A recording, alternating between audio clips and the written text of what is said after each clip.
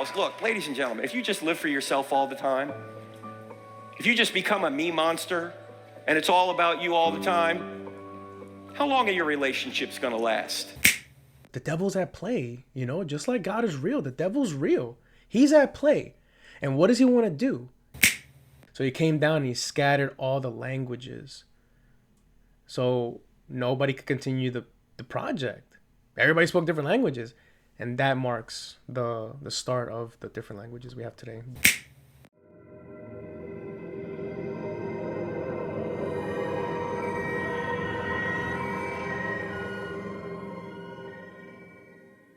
Everybody, how you doing today? Welcome to the Walk with Armor podcast, the WWA. Can you smell what God is cooking? It's smelling pretty righteous to me. I don't really know when I'm gonna be releasing this video, but today is actually presidential election day. It marks a huge time in history. It's gonna be something announced later that is gonna shape the rest of at least the next 4 years. For some people it could be positive, for others it could be negative. But either way, we gotta stay prepared. We gotta stay still. We gotta just go with the flow. Whatever life brings at you, just absorb it and take it in and go with it. Just like Paul says in Romans. He says that, life gets tough. You're going to go through struggles. You're going to go through suffering. But suffering leads to perseverance. Perseverance leads to character, and character leads to hope.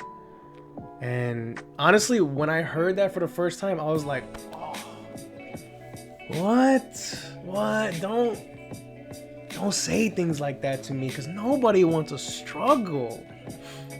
Nobody wants to struggle. But, it's just a part of life. Just think about the people that don't struggle ever. They don't go through 1 ounce of struggle in their life. They get that privileged mentality, and then they don't know what to do when a struggling situation does happen. I've heard a couple people say that, I don't know if I want to go down the Christian route or religious route, because it seems like people that go down that route, like they just seem to go through more problems. They get tested more. They go through more trials, and it's true. It's true. And it's not that we go through more trials. It's just people don't understand, like, oh, wow, you've been, trying to walk a certain path and now you're going through struggles still? That didn't work. That's not what it's about. It just gets you through those a lot better, seamless. You can handle those because of that very verse right there. Suffer leads to perseverance. Perseverance leads to character. Character leads to hope. That right there alone, it kind of changed my perspective on struggling situations. Being in this religion isn't gonna fix everything, and I can say firsthand it doesn't, 100%. But people also like to kind of add this certain type of stigma around, Christianity, that, they like I said, they keep getting picked on. They keep getting those trials, those tests, but at the end of the day, tests will always become testimonies. Whatever you struggle through now, 5-10 years from now, the future you is going to laugh at it. You're going to be like, wow, I can't believe I was stressing over that like that. You're going to go through more problems as your life goes on. Bigger problems. You cannot look at today and see a problem and be like, this is going to be the worst of it all. I can tell. No, you don't know. You don't. But I also heard somebody say once, the reason why we get tested is because the devil's at play. Just like God is real, the devil's real. He's at play. And what does he want to do? He wants to take God's people down. Less people to the kingdom. I want more for my kingdom. That's the devil's plan. That's his play. That's all he wants to do. And why would he mess with the people that aren't seeking God? Why would he mess with the people that are, falling with greed and falling with that pride and being selfish and hurting others? He's not going to mess with those people. There's a lot of very successful people that don't have the best heart, don't have the best intention. And that is why. Because the devil's like, nice. I have somebody that is pretty much, not going towards God. And not only that, but he's probably dragging others away from God. Look at these artists. People, they idolize them. They're idols to certain people. So that's why they follow them, and they cry when they see them, and they're just like, you're there. Oh my God, I can't see you. Like, would they act the same way if God appeared, if Jesus appeared? Probably not.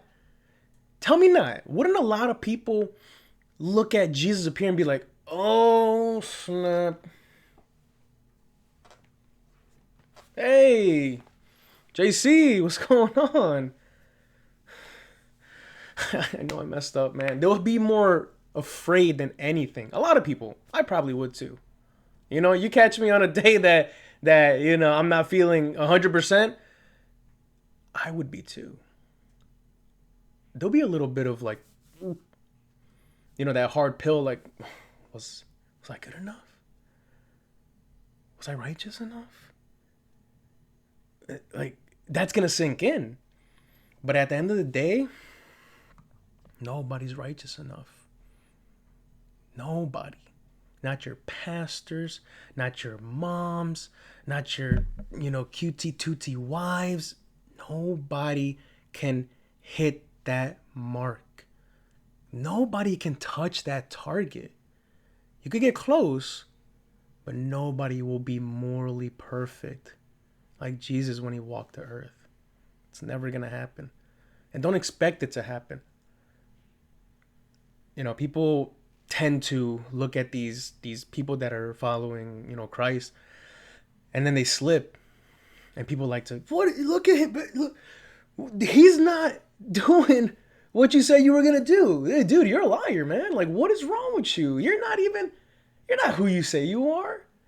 That's not even a fair game to play. Because it's not gonna happen with anybody. We're always gonna fall. And I love Christianity because it's the only religion that you don't have to do works to get into the club. You don't have to do like a bunch of good deeds to get into the kingdom. You have to acknowledge that Jesus Christ came to earth. He limited his power. He didn't come here as a king or a prince or like some sultan. He didn't come here on some hoverboard and like, hey, what's up? You guys gonna worship me? No, he came as a humble man, as a carpenter, from a virgin that nobody really knew. Nobody knew who Mary was. He came from a pretty ghetto town, Nazareth.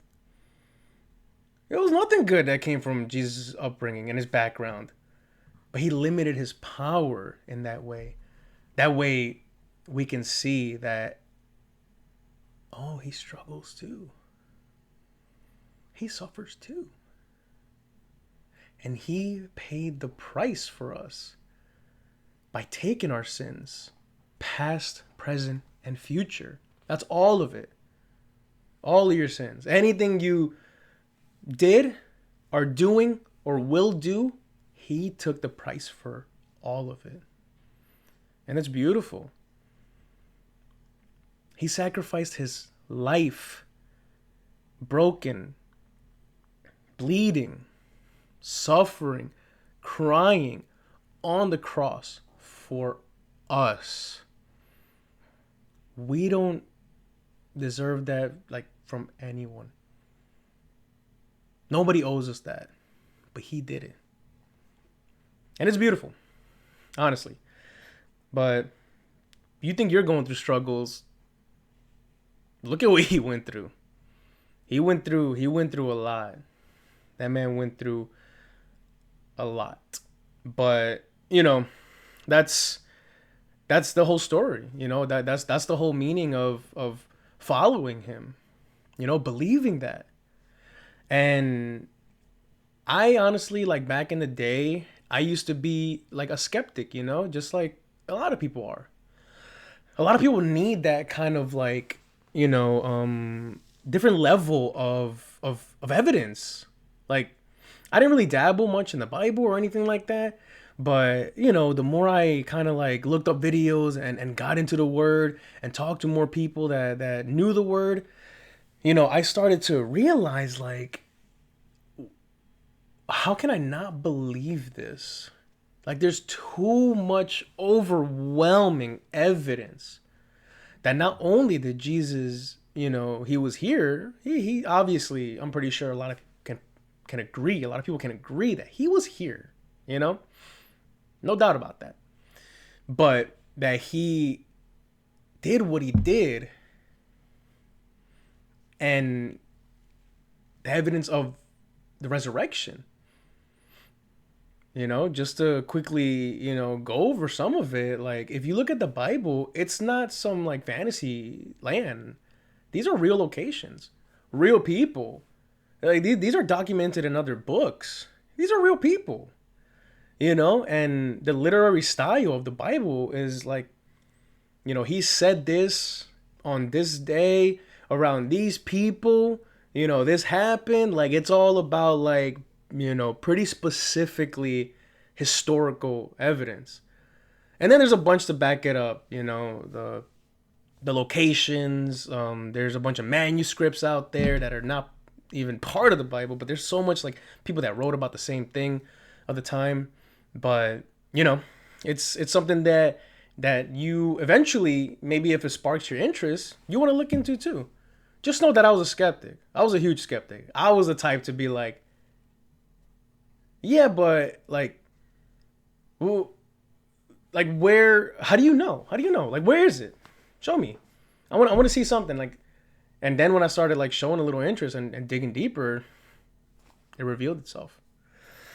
But I want to show you a video here where this guy Frank Turek has a few words. Let's see this. Here's the problem. You can make yourself happy over the short term, doing a lot of fun, but ultimately selfish and sinful things. Yet over the long term, it's a disaster. If you want contentment, you got to go straight through truth, and Jesus is the truth. But a lot of people want to try it themselves. Look, ladies and gentlemen, if you just live for yourself all the time, if you just become a me monster, and it's all about you all the time, how long are your relationships going to last? Who's going to put up with that? And if somebody does, you're probably not going to have a very fruitful relationship. No, if you live for you all the time, you're ultimately going to wind up divorced, addicted, broken, alone, and probably prematurely dead. You can't just follow your whims or your desires all the time. Whew. I mean, that's a little harsh way to kind of put it there, but I mean, it has a little bit of truth behind it, right? I mean, just look at the statistics. How about we stay away from, talking about, like, hey, just have faith, because a lot of people don't like that. Look at the statistics. Couples that are surrounded around religion, they tend to stay together longer, more fruitful marriages, and even more if they, like, pray with each other. Oh man, look up the numbers. The proof is there, and it'll get you away from creating those type of, like, enemies, because you're not going to be that type of person that when people are around you, you're negative, you're down, you're sad, you're just complaining about another thing. But it happens to all of us. I fall through it all the time. I go through it multiple times. I'm not always just, giddy and happy and just on top of the world. It's just not realistic. But, it's something that can change in an instant, right? You're the one that controls your mind when it comes to situations like that. And there's times when I feel, like, tired, mad, grumpy, the kids have been kind of, like, all over the place today, I got this to do, these errands, I got to put stuff on the back burner, and it's like, hold on, let me take a break. let me get into the word. Let me listen to some worship music and just kind of like let it soak in. Let me have a moment. And let me just, you know, surrender my problems. Just be like, it's not mine to handle. Today has its own problems. Don't worry about what tomorrow. Like just one step at a time. Just have a moment, regroup, talk to God. It'll get you through it. Maybe it could be like a meditation thing. Maybe a lot of people are like, I am not sitting down and talking to the sky. Like I just don't want to do that. Look at it as kind of like just a moment just just laying out your issues, giving your thanks, maybe thanking others, and just maybe throwing blessings to others. But um, if you're not the type to get into the word and it's a boring book, even if you don't like to read, because I do not like to read, I rather see stuff, right? But you can get into the word when you're ready. And I'm not saying that this is like the best route. This doesn't substitute reading the Bible and actually like looking into the scriptures. But I just wanted to show you a app and a website that you can always look at called the Bible Project. It's a nonprofit organization that kind of like just makes videos and does these cool little like cartoonish like drawings planning out the whole Bible. And it goes chapter to chapter. Some chapters they do in like two different parts, and I highly recommend it. It's something that I was looking at before I started reading scripture, like actually like opening the Bible and reading scripture on my own. I actually went through a couple of these videos. They're pretty short, they're sweet, and I think you would enjoy it. It'll be an introduction to knowing the stories. And matter of fact, we can actually pull up one right now. I mean, it's like I said, they're pretty short videos, and they kind of like get the gist of the story. So right here, we can start off with Genesis. A lot of people know the story of Genesis, but let's look into it a little deeper. The book of Genesis is the first book of the Bible, and its storyline divides into two main parts. There's chapters 1 through 11, which tell the story of God and the whole world. And then there's chapters 12 through 50, which zoom in and tell the story of God and just one man, Abraham, and then his family. And these two parts are connected by a hinge story at the beginning of chapter 12. And this design, it gives us a clue to how to understand the message of the book as a whole and how it introduces the story of the whole Bible. So the book begins with God taking the disorder and the darkness described in the second sentence of the Bible, and God brings out of it order and beauty and goodness. He makes a world where life can flourish. And God makes these creatures called humans, or Adam in Hebrew. He makes them in his image, which has to do with their role and purpose in God's world. So the humans are made to be Hold on, I just want to pause it there. I always thought about this, being Adam and Eve, mostly Adam because Eve was created from Adam. He took his rib and created Eve. But just being Adam, imagine coming into the world with no knowledge of anything. You don't have anybody teaching you anything. There's already people that don't have a father, and they miss out on learning certain things. And even people that don't have a mother, they miss out on learning things. They miss out on certain things in life, not having a mother. Maybe no good food. Shout out to my dads that could cook out there, but that's not usually the case. So just imagine being the first one, not knowing anything, nobody to kind of like, build, whatever, have a role model. You're not building anything off of anyone. So I just thought that was kind of interesting, just kind of being the first people in the world. reflections of God's character out into the world, and they're appointed as God's representatives to rule his world on his behalf, which in context means to harness all of its potential, to care for it, and make it a place where even more life can flourish. God blesses the humans. It's a key word in this book. And he gives them a garden. It's like a place from which they begin starting to build this new world. Now, the key is that the humans have a choice about how they're going to go about building this world. And that's represented by the tree of the knowledge of good and evil. Up till now, God has provided and The defined tree. what is good and what is not good. But now God is giving the humans the dignity and the freedom of a choice. Are they going to trust God's definition of good and evil, or are they going to seize autonomy and define good and evil for themselves? And the stakes are really high. To rebel against God is to embrace death, because you're turning away from the giver of life himself. This is represented by the tree of life. And so in chapter 3, a mysterious figure, a snake, enters into the story.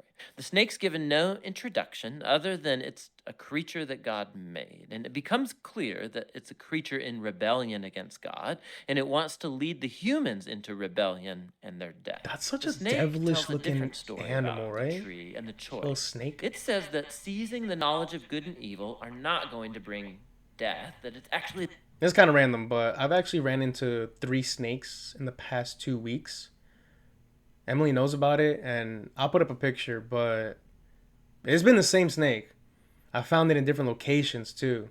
Once in my driveway, once when I was playing soccer, and then another time when I was just like practicing at a park over here. I was like, yo, this thing is following me. But let's continue.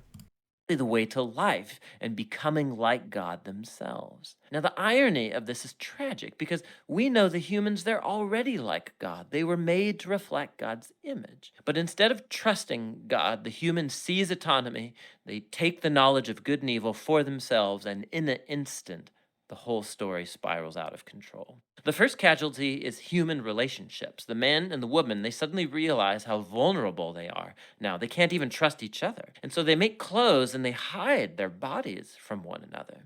The Don't second be embarrassed. casualty is that intimacy between God and the humans is lost. So they go and run and hide from God, and then when God finds them, they start this game of blame shifting about who rebelled first. Now, right here, the story stops, and there's a series of What short kind of married poems where couple? God declares to the snake and then to the humans the tragic consequences of their actions. God first tells the snake that despite its apparent victory, it is destined for defeat, to eat dust. God promises that one day a seed or a descendant will come from the woman who's going to deliver a lethal strike to the snake's head, which sounds like great news, but this victory is going to come with a cost because the snake too will deliver a lethal strike to the descendant's heel as it's being crushed. It's a very mysterious promise of this wounded victor.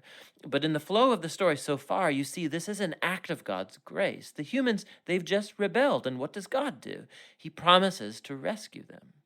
But this doesn't erase the consequences of the humans' decision. So God informs them that now every aspect of their life together, at home and out in the field, it's going to be fraught with grief and pain because of the rebellion, all leading to their death.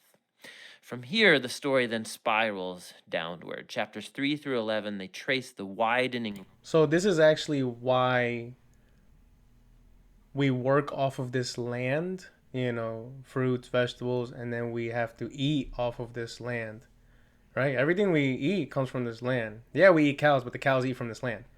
But yeah, I just thought that was kind of interesting how we got kind of like cursed in that way.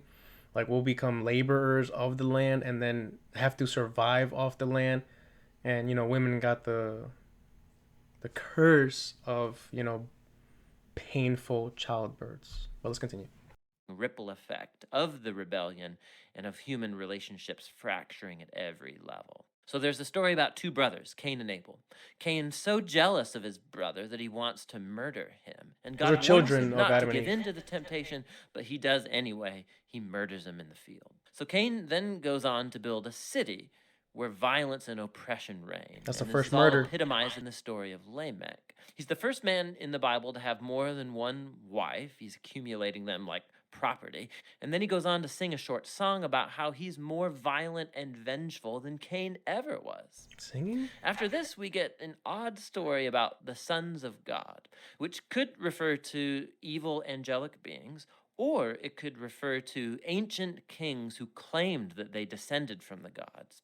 And like Lamech, they acquire as many wives as they wanted, and they produce the Nephilim, these great warriors of old. Whichever view is right, the point is that humans are building kingdoms that fill God's world with violence and even more corruption. In response, we're told that God is broken with grief. Humanity is ruining his good world and they're ruining each other. And so, out of a passion to protect the goodness of his world, he washes it clean of humanity's evil with a great flood. But he protects one blameless human, Noah, and his family, and he commissions him as a new Adam. He repeats the divine blessing and commissions him to go out into the world. And so our hopes are really high, but then Noah fails too, and also in a garden. He goes and he plants a vineyard, and he gets drunk out of his mind. Another And then one of garden. his sons, Ham, does something shameful to his father in the tent. And so here we have our new Adam, naked and ashamed, just like the first, and the downward spiral begins again. It all leads to the foundation of the city of Babylon. The people of ancient Mesopotamia, they come together around this new technology they have, the brick. And they can make cities and towers bigger and faster than anybody's ever done before. And they want to build a new kind of tower that will reach up to the gods and they will make a great name for themselves. It's an image of human rebellion and arrogance. It's the garden rebellion now writ large. And so God humbles their pride and scatters them. Now, this is a diverse group of stories, but you can see they're all So that marks the Tower of Babel, which is such a great chapter in Genesis where they were creating a giant tower. They were trying to reach God. And it's crazy because God, no matter how high he is, he has to come down to you. Always.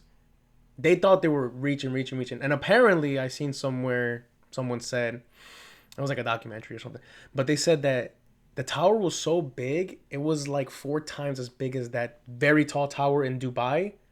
I don't know how real that is, but just imagine the tower being all the way up there. I don't even know how that thing wasn't swaying like crazy.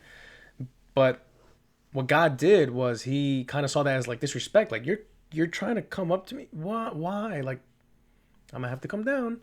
So he came down and he scattered all the languages. So nobody could continue the project. Everybody spoke different languages. And that marks the start of the different languages we have today. But let's finish this one up. exploring the same basic point. God keeps giving humans the chance to do the right thing with his world, and humans keep ruining it.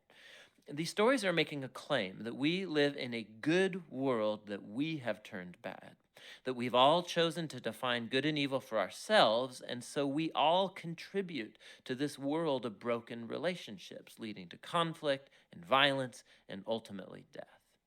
But there's hope. God promised that one day a descendant would come, the wounded victor who will defeat evil at its source. And so, despite humanity's evil, God is determined to bless and rescue his world. And so, the big question, of course, is what is God going to do? And the next story, The Hinge, offers the answer. But for now, that's what Genesis 1 through 11 is all about. So yeah, we'll just stop it right there. I mean, a lot of stuff happened in Genesis. Genesis is honestly one of my favorite books. It is 50 chapters. I think it's like the most chapters in any book in the Bible. But it's packed with just like stories. It's the beginning, It kind of starts off everything. It's a good one. It's a good read. But I think I'm gonna continue a few of these, just kind of going over, a quick little recap of Genesis, because even though it gives you like imagery and kind of like an entertaining way to kind of like learn the stories, um, it also skips over a few things, and I'm not saying I know everything about every part of Genesis, but I like to fill in those moments. But hope you guys enjoyed that. I mean, like I said, we'll continue some of these because I honestly want to see these videos again. They were great. They were a good introduction for me to get into the word, because I would see that and I'll be like, hold up, that was just 7 minutes. I kind of want to know like who this Lamech guy is, a little bit more about the flood, the sons of God being like, evil angels. It was very, shocking to me seeing this or hearing it for the first time, even though I grew up in church and as a kid, you know about Noah's story and stuff. But it didn't really like I didn't really get details. So hopefully you guys enjoyed that. We'll continue these. Love to get into the word and kind of like just the stories and just different areas in the Bible. I kind of want to show you just to close out what I did with my Bible long ago, just to kind of know the different sections of it. But I kind of just color coded, call me a loser, but I color coded what the different sections of the Bible is. Not sure if you can see all of that, but these are all the Old Testaments. These are the New Testaments. So you have your law, which is, the first books, your history, which are, these books, poetry, major prophets, minor prophets, gospels. This is the history in the New Testament. You got your letters, the prison letters when Paul was in prison, and then just general letters. It's just something to kind of categorize, the different parts of the Bible. But we're gonna end it there, and hopefully you guys enjoy it. And I'll see you on the next one. Okay? Love you. God bless you. Later. And we know that in all things God works for the good of those who love him, who have been called according to his purpose. For those God foreknew, he also predestined to be conformed to the likeness of his Son, and that he might be the firstborn among many brothers. And those he predestined, he also called. And those he called, he also justified. And those he justified, he also glorified.